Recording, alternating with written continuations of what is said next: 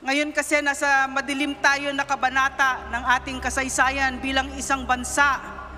Ang mga namumuno sa atin, mga magnanakaw, mga walang tunay na pagmamahal sa bayan.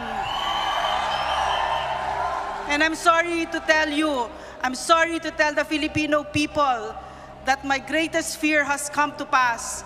We are now a communist state, and that this country is being run by the CPP, NPA, NDF, and its puppets are Martin Romualdez and Bongbong Marcos. I'm sorry to say that because of their weak leadership, what we are seeing right now, ang nakikita natin ngayon, kasi ako ay nagtrabaho sa NTF-ELCAC, alam na alam ko ang galaw ng CPP, NPA, NDF. Ang nakikita ko ngayon ay ang pagkawala na ng ating saligang batas, ang karahasan, political and religious persecution, na buong buhay ko hindi ko nakita ito.